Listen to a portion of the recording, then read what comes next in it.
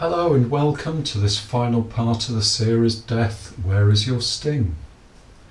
What about eternity and forever? What is eternity? Various dictionary definitions include ideas like endless time, time without beginning or end, infinite time. What eternity is not is an absence of time. Now, in the context of our futures beyond the grave, there are many verses that talk of us living forever, such as John 6:58, "Whoever feeds on this bread will live forever," and 1 John 2:16, "Whoever does the will of God abides forever." The word forever I will take to mean the same as for eternity. Now, we live our lives very much by the clock. From when we wake up in the morning until we lay down to sleep, our lives are controlled to a certain extent by time. Whether it's to go to work, to go to the shops, unless of course they're open 24/7, an appointment, or meal times, and so the list goes on. We are generally even aware that our lives will have an end within time, and that may spur some people on. Thus, we live our lives from one moment to the next, sometimes in an orderly way, while at other times it may seem chaotic, but always with time in our minds. But what about when we are in the eternity or forever? Will we have an awareness of time? As there may not even be days and years to mark the passing of time, how will our lives be ordered? Now, there is also an unpleasantness to be contemplated here. Most of us will go through horrible times. Occasionally those times may seem to go on for forever, but really we know that those times will come to an end, even though it might be in death itself. Now imagine a place so horrible, so terrifying, where there is no possibility of escape, where there will be no possibility of any easing of the torment from one day to the next, from 1 year to the next, from 1 millennia to the next, where the torment goes on literally forever, where there is no possibility of any respite ever. That is the future for the unsaved. But not so for those who are saved.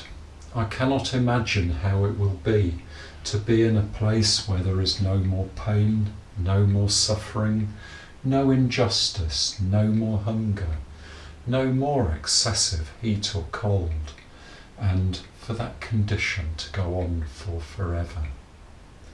A place where there are no annoying people.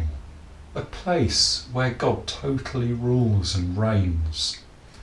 A place where God's perfect love is manifest. A place of limitless possibilities. Even, I believe, the possibility to sit on a cloud playing a harp, if you wanted. Those are the only two forms of eternity revealed in the Bible, and it is completely up to us, while we are physically alive, which eternity we will find ourselves in. Accept Jesus and be in the good eternity, or reject Jesus and be in the bad eternity. So now, I just want to finish with a conclusion. Christians should at least have some vague awareness that they will be saved from something horrible into something indescribably wonderful. Unfortunately, the common perception is that something wonderful is that they will go to heaven. But I can find nowhere in the Bible that suggests this is true. Instead, the Bible tells us something that I believe is equally good. We will have an eternal destination in our resurrection bodies, not in heaven, but on a reformed planet Earth, on a new Earth, that from the brief biblical description sounds like a new Eden. But much more important than this is that God will have a manifest presence on this new Earth, in the New Jerusalem, an incredibly vast edifice that will descend from heaven onto the new Earth. So, in a very real and physical sense, we will go to be with God. Our resurrection bodies will not be as our old bodies were at the time of death. Instead, they will be as perfect as God originally intended. We ourselves will have been perfected with none of our negative characteristics, and we will be there for eternity. Because of the absence of sin, there will be none of the decay, so that we so readily acclimatise ourselves to. Also, I don't think there will be the vaguest notion of boredom either. Now, the opposite, for those who are not saved, is horrible to think of. Whether the reality will be the lake of fire, where the fire never goes out and the worms never die, or those are pictures of eternal torment, I don't know. One thing I do know is that the picture we have of the unsaved's destination is horrible, and it will last for forever. And nowhere does the Bible paint a better picture, or even an alternative picture for the unsaved.